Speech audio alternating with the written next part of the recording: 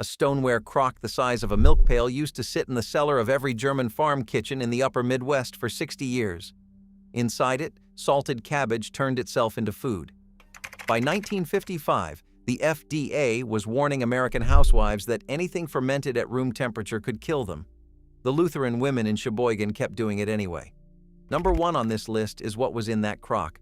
Number 14 explains why a German cook always made the potato salad the day before. Number 19 on this list was the simple root every Oma kept tied to a rafter for the winter cough. These 25 tricks were chemistry the science of the day refused to read. Here is what happened when the journals finally caught up. Hit subscribe before we get to number 1. Here are the 25 banned German cooking tricks scientists now say were genius. Number 25, Schmalzbrot. A slice of dark rye, a thick smear of rendered pork fat speckled with salt and crisp onion, sometimes a slice of dill pickle on top. German immigrants in Milwaukee ate it for breakfast before they walked to the brewery, the foundry, or the rail yard. Their American neighbors had switched to margarine on Wonder Bread. By 1977, a Senate report in Washington had told every kitchen in the country that lard would kill them. Schmalzbrot fell off the table. The butcher shops on Mitchell Street stopped rendering it. Now researchers in 2010 found no real link between saturated fat and heart disease. A second large review in 2014 confirmed it. Lard is roughly 45% monounsaturated fat, the same family as olive oil. The Oma in Milwaukee already knew. The cheap fat your great-grandmother saved in a tin had outlasted 3 decades of nutrition policy. The science had finally caught up. Number 24 on this list, Knochenbrühe. A pot of beef shank bones simmered for 24 hours on the back of a coal stove in Cincinnati. The kitchen smelled like roasted earth and onion peel.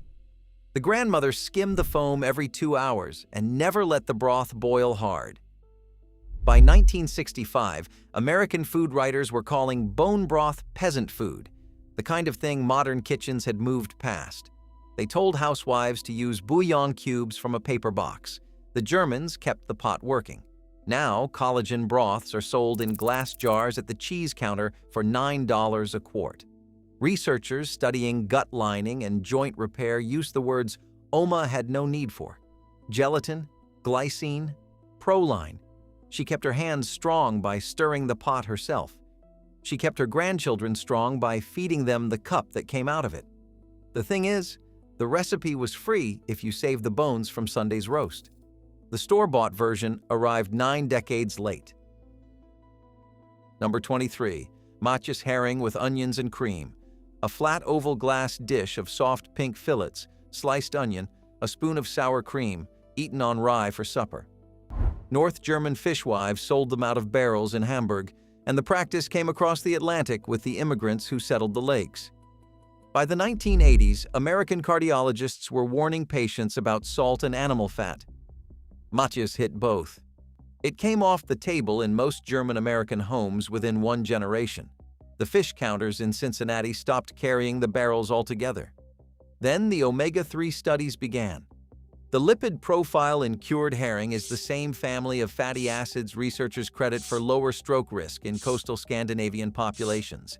The Hamburg market women had been eating it 3 times a week for decades without knowing the word omega. They knew the fish kept them alive into their 80s. Their daughters in Wisconsin paused, then put the herring back on the menu.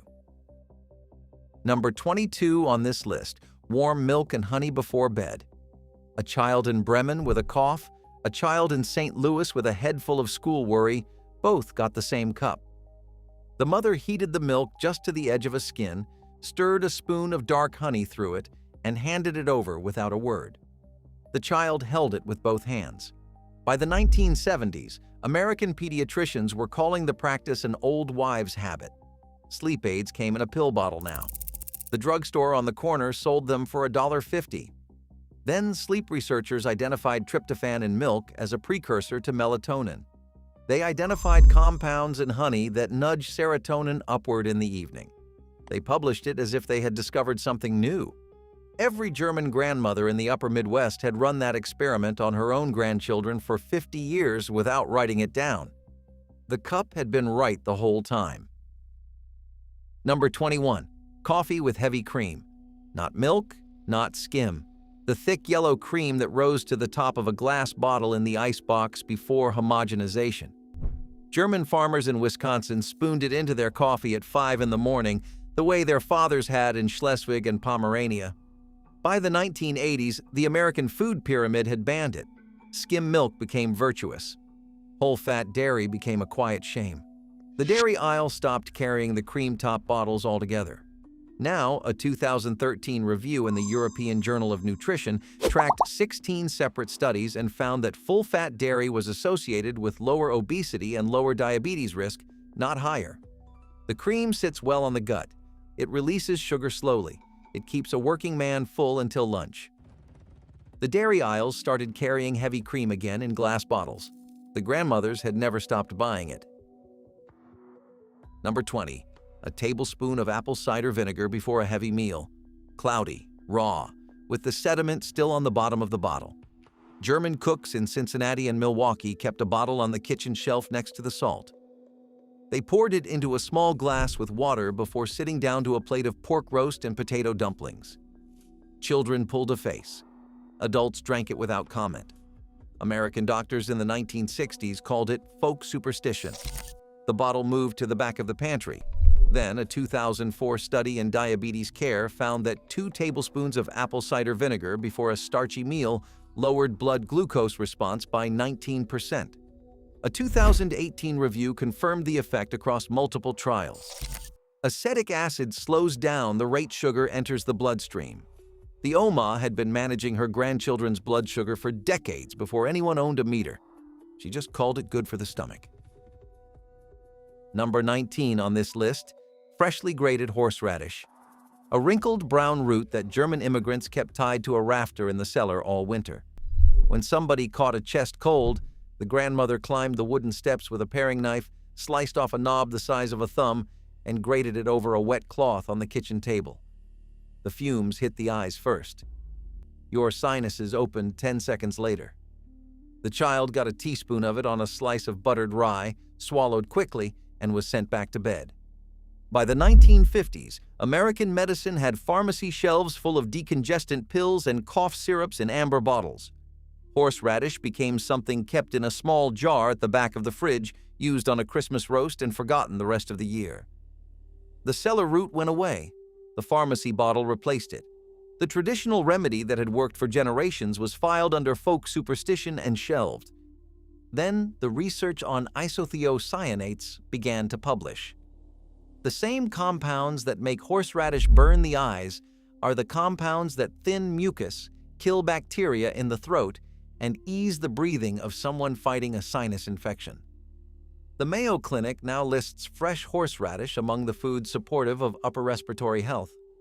The part that surprised the researchers was how fast it works. A single teaspoon clears a blocked sinus inside 30 seconds, faster than any pill at the drugstore. Every German Oma in the upper Midwest knew it without writing a paper. She just grew the root, dried the root, grated the root, and sent the cough back out the door. Her recipe was already in her granddaughter's hand. The pharmacy never thanked her. The science arrived 70 years late. Number 18. Leberwurst on Schwarzbrot. A coarse smear of liver sausage, dark and almost iron-tasting, on a thick slice of black rye. German workmen in St. Louis ate it cold from the lunch pail at noon, sometimes with a slice of raw onion and a spoon of mustard. By the 1980s, the American Heart Association had told the country that organ meats were a cholesterol bomb. Leberwurst slid off the deli counter, replaced by white bread sandwiches with iceberg lettuce. The German butcher shops in Solar quietly switched to bratwurst. Now, nutrition researchers started taking a second look. A single ounce of liver carries more vitamin B12 than any other food on the grocery shelf. It carries iron in a form your body actually absorbs. It carries vitamin A, folate, and choline at concentrations no spinach salad can match. The same nutritionists who had warned families off it began calling it nature's multivitamin. The German workmen had been carrying it to the rail yard for breakfast since 1890. Number 17. Griebenschmaltz with cracklings, rendered pork fat poured over crisp bits of pork rind, salted, mixed with sweated apple and onion, set in a stoneware ramekin to cool. Eaten cold on bread for supper. By 1990, the American food press was calling it heart attack on a plate. German butcher shops in Pennsylvania and Wisconsin stopped selling it. The cookbook recipes faded. The grocery aisle replaced it with margarine in tubs and fat-free spreads in plastic boxes. Then research on whole food fats reopened the question. A pork rind contains 0 carbohydrates and a complete amino acid profile. The schmaltz around it carries fat-soluble vitamins from the apple and onion that sweated through it. A spoon of it on a slice of rye is a meal that holds a working body until the next one. The grandmothers had stopped writing the recipe down. The grandchildren are searching for it on the internet now and paying $12 for a small jar from a butcher in Vermont. The traditional spread is back. Number 16 on this list, salt-cured speck. Pork belly rubbed with salt, juniper berries, and bay leaf, hung in a cool cellar for 3 weeks, then sliced thin enough to read a newspaper through. Bavarian and Tyrolean immigrants brought it across in suitcases. The Lutheran cellars in St. Louis and Cincinnati had a speck hanging through every winter. By 1985, the FDA had labeled cured pork products as nitrate-laden carcinogens. The thin slices vanished from American delicatessens. The German butchers switched to wet-cured ham. Now, a 2011 review in the journal Meat Science separated short-cured traditional speck from heavily processed industrial bacon. The sodium nitrate in Old World speck breaks down within days, leaving naturally fermented flavor compounds. The fat is loaded with oleic acid, the same as olive oil. The Bavarian farmer who hung his speck on a beam already knew it would not kill him. His grandfather hung it on the same beam. 3 generations later, the science blinked first. Number 15. Quark with chives. A soft, fresh cheese cultured from raw or low-pasteurized milk, stirred with chopped schnittlauch and a pinch of salt, eaten on bread or with new potatoes. Pennsylvania Dutch farmers used to make it on the kitchen table in a cheesecloth bag hung from a wooden spoon over the sink. By the 1970s, the American dairy industry had pushed cottage cheese as the only acceptable curd. Quark left the supermarket. The cheesecloth bag went into a drawer. Then probiotic research in the 1990s and 2000s found that fermented dairy carries gut-restoring lactobacilli that pasteurized cottage cheese had lost entirely. Whole Foods began stocking imported quark at $6 a tub. The Pennsylvania Dutch grandmother had been making it for free with the leftover skim from the morning milking. She fed her grandchildren a spoon of it on rye every Saturday. They never had the stomach trouble her American neighbors did. The cheesecloth bag has come back out of the drawer in some kitchens. Number 14. On this list, Kartoffelsalat made the day before. The German cook never served warm potato salad fresh. She boiled the potatoes the morning before, drained them, sliced them, dressed them with vinegar, mustard, broth, and onion, then covered the bowl with a clean cloth and set it on the cellar steps overnight. Sunday lunch was the only acceptable time to eat it. American kitchens did not understand. They asked, why bother? The reason was something the grandmother could not have named, because the word for it was not invented in her lifetime.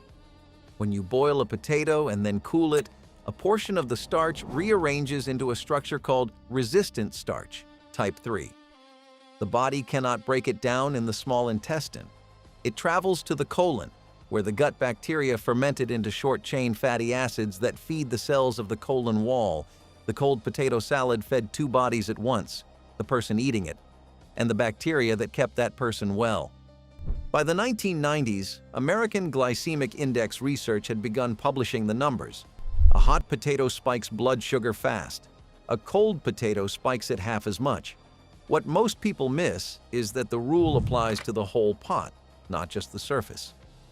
The German cook had been managing her family's blood sugar for 150 years and had never once owned a glucometer. She just knew that the potato tasted better the next day and that her husband worked through the afternoon without falling asleep on the bench. A retired baker in Sheboygan, Wisconsin still makes Kartoffelsalat the way her mother made it. She boils the potatoes Saturday morning, She dresses them at noon. She serves them on Sunday at 1 o'clock. She has done it for 61 years. Her doctor calls her blood work the cleanest in the practice. She just calls it lunch. Number 13. Rotkohl mit Apfel. Red cabbage shredded fine, simmered slow with sliced apple, vinegar, clove, and bay until the pot turned the color of stained glass. German Christmas tables in Wisconsin and Indiana put it next to the goose. By the 1980s, low-sodium dietary guidelines had labeled the dish as too vinegary, too salty, too peasant. American cookbooks dropped it. The Christmas tables shifted to canned cranberry sauce. Then anthocyanin research began. The pigment that makes red cabbage red is one of the most powerful plant antioxidants on the grocery shelf. The acid bath in vinegar protects the pigment through cooking. The fiber feeds the colon. The Christmas table goose tasted better with it on the side, but the cabbage was the part the grandmother insisted on. She passed her 93rd birthday eating it twice a week in winter.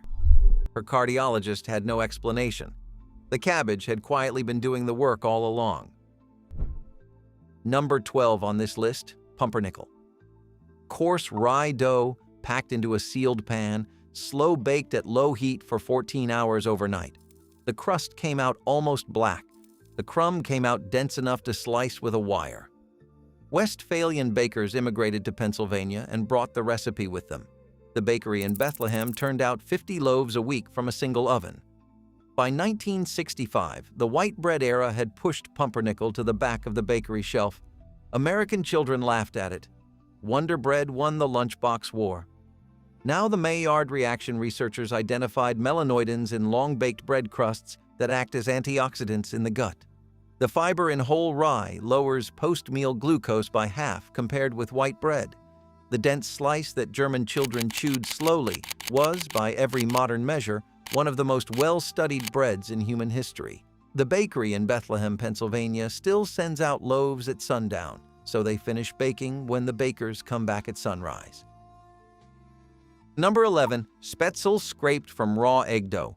The Swabian cook mixed flour with whole raw eggs. No water, no leavening, beat the dough until it threw stretchy threads, then scraped it through a wooden board into a pot of boiling water. 40 seconds, and the noodles floated. She lifted them out with a slotted spoon and dropped them into a hot pan slick with butter. By the 1990s, the American FDA had warned every household that raw eggs carried salmonella. Spätzle moved to the freezer aisle in dried form. The wooden Spätzlebrett went into the back of the drawer. Then the 2010 large-scale study of salmonella prevalence in shell eggs found a rate of about 1 in 20,000 under normal handling. A glass of tap water carries more measurable bacteria. The Swabian cook had been cracking fresh eggs into flour for 4 centuries and had never lost a child to her supper. Her great-granddaughter in Milwaukee makes Spätzle the same way on Sunday and serves it with rouladen and red cabbage. Number 10. Schwarzbrot every morning at breakfast. A thin slice of dense whole rye bread, butter, a slice of cheese, sometimes a tomato. The German child in Cincinnati ate it before walking to school. The American child 2 doors down ate cornflakes and milk with sugar. By the 1980s, the cereal aisle had won the marketing war. Schwarzbrot left the grocery store. The corner bakery on Vine Street stopped baking it. Now, glycemic index researchers began publishing the comparison. White toast scored 71. Cornflakes scored 81. Schwarzbrot scored 41. The simple German breakfast kept your blood sugar steady through morning recess. The American breakfast peaked at 10 and crashed at 11.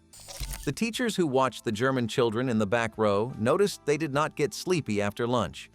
The pediatricians began recommending whole rye in the 2000s as if they had discovered something. The Oma had been buying it at the bakery on Friday for 60 years. Number 9. Salzgurken.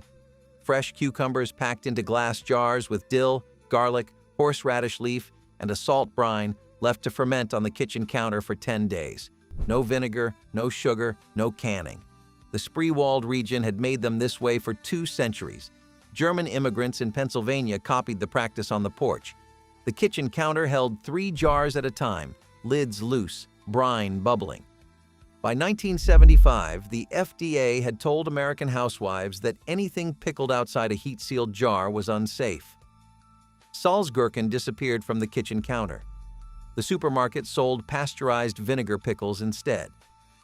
Now, in the 2000s, gut microbiome research started identifying lactic acid bacteria in raw fermented vegetables that survive the stomach and colonize the gut. Pasteurized pickles carry none. Salzgurken carry billions. The grandmother in Lancaster County had been seeding her grandchildren's intestines with friendly bacteria every July. She just called the jars summer pickles. Number 8 on this list, Schwarzer radish. A long, black-skinned root vegetable with snow-white flesh and a peppery bite that catches in the back of the nose. The German cook in Wisconsin sliced it thin, salted it, let it weep on a saucer for 10 minutes, and served it with rye bread and butter. Sometimes she pressed the juice and gave a teaspoon to a child with a stubborn cough. By 1960, American supermarkets had stopped carrying it altogether. Daikon arrived from Asia decades later and took the radish shelf. Schwarzer radish never came back. Then phytochemistry papers identified glucosinolates in the root, the same family of sulfur compounds that researchers credit for liver detoxification and antimicrobial action. The German pharmacy in Berlin still sells it as a cough syrup in a brown glass bottle. The Oma in Milwaukee had been spooning the juice to her grandchildren without a label. The label arrived a century late. Number 7. Real buttermilk. Not the pasteurized cultured version sold in supermarket cartons, the actual liquid left over after churning butter, naturally acidic, full of live cultures, drunk cold from a stoneware pitcher. German Wisconsin farmers drank a glass with their midday meal. The taste was sour, not creamy, and it cleared the palate after pork. By the 1970s, commercial buttermilk had become a cultured fake. Real buttermilk left the farm. The churn went into the barn loft. Now, dairy science began comparing the two. Real buttermilk carries phospholipids from the butter membrane that processed buttermilk has lost entirely. Researchers at Wageningen University in 2016 published findings that those phospholipids reduced cholesterol absorption in the gut. The German farmer had been drinking the cholesterol blocker straight from the churn. He poured a glass for his wife and his children and never thought about it. The science department at the university confirmed it 90 years after he had stopped milking his last cow. Number 6. Bircher muesli soaked overnight. Rolled oats, grated apple, a spoon of yogurt, a handful of nuts, lemon juice, all stirred together in a bowl and left in the icebox until morning. Dr. Maximilian Bircher-Benner created the recipe in his Zurich clinic in 1900. German and Swiss-German immigrants brought it across to the dairy belts of Pennsylvania and Ohio. The bowl sat next to the milk jug overnight.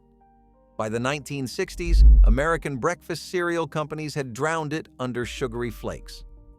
Bircher muesli vanished from kitchen tables. The cereal aisle stretched 100 feet long. Then nutrition researchers identified phytic acid in raw oats that binds minerals during digestion. Soaking the oats overnight in acidic apple and yogurt breaks the phytic acid down, freeing the minerals for absorption. The 1900 recipe had built that fix in. The Swiss doctor had handed his patients a science problem solved in advance. The Whole Foods cold case calls it overnight oats now and charges $7 for a small glass jar. The grandmother stirs hers in a cereal bowl for free. Number 5. Sauerteig Brot. A loaf raised by a sourdough starter the German baker had kept alive for 40 years on a wooden shelf in a cool corner of the bakery. No commercial yeast. The dough fermented for 16 hours before it ever saw an oven. The crust came out crackling. The crumb came out moist and faintly tangy. By 1955, the American bread industry had switched to fast yeast and bromated flour. Traditional sourdough was called a relic. The bakery shelves filled with white sandwich loaves wrapped in plastic. Now, research on bread fermentation began publishing in the 2000s. A long sourdough fermentation breaks down gluten proteins by up to 90% compared to fast-rise bread. It reduces phytic acid. It produces lactic acid that lowers the glycemic index of the finished loaf. People with mild gluten sensitivity who could not eat fast bread could eat the German sourdough without trouble. The baker in Milwaukee had been passing his starter from one wooden bowl to the next since 1924. The science had been baked into the loaf the whole time. Number 4. Eggs fried in butter. 2 whole eggs cracked into a hot pan slick with real butter, basted gently, slid onto a slice of buttered Schwarzbrot. The German farmer in Iowa ate them every morning at 4:30 before milking. The pan went on the stove the moment his boots touched the kitchen floor.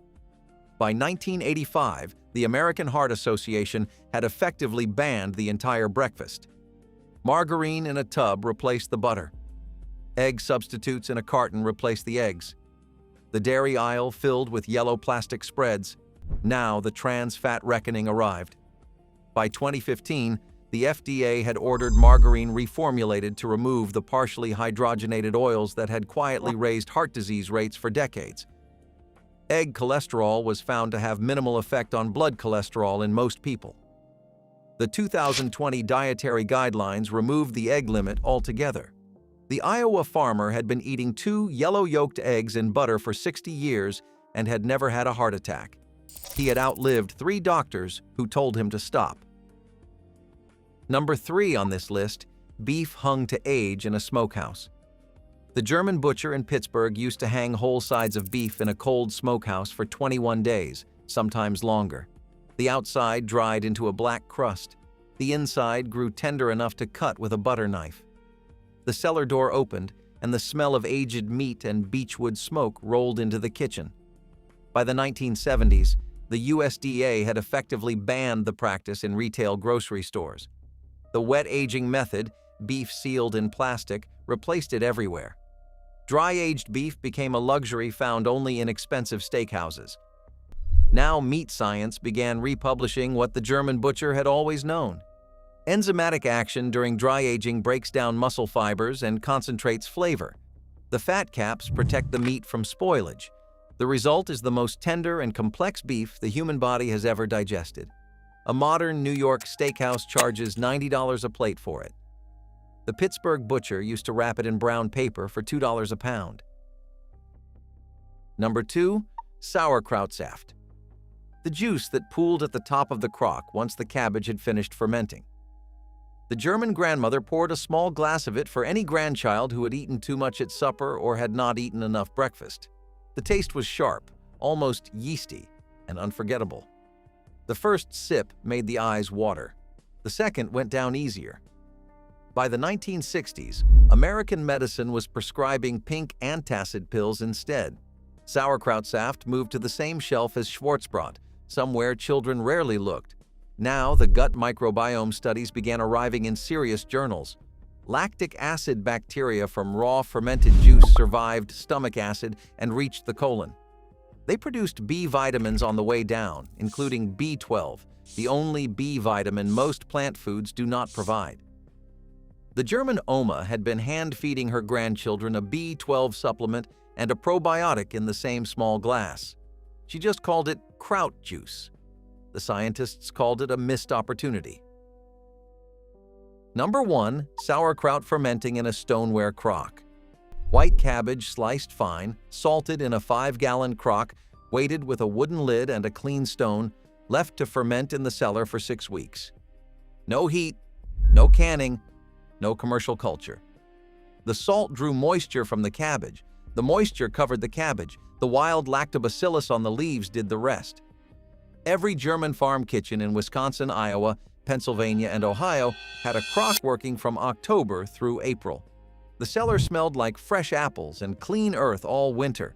By 1955, the FDA was warning American housewives that anything fermented at room temperature could kill them. The crock left the cellar. The supermarket sold a pasteurized version in a glass jar with the bacteria already dead. Now the gut microbiome explosion arrived. A live spoonful from a working crock carries up to 100 billion lactic acid bacteria. The bacteria that researchers now credit for immune regulation, mood balance, and gut wall integrity. The part textbooks never explain is that the same crock fed 3 generations of one family without ever being washed with soap. The salt and the bacteria kept it clean. The crock had been right the whole time. That stoneware crock in the cellar of every upper Midwest German farmhouse outlasted the FDA bulletins, the food pyramid, the saturated fat panic, and the margarine commercials. It was still there when the science journals quietly reversed every page. Pick one of these tricks this week. Slow bake a pumpernickel, cool a potato salad overnight, grate a horseradish root, spoon a teaspoon of sauerkraut juice into a glass, and drink it with supper. Tell me in the comments which one your Oma used to make. The crock had no need for the science. The science had need of the crock.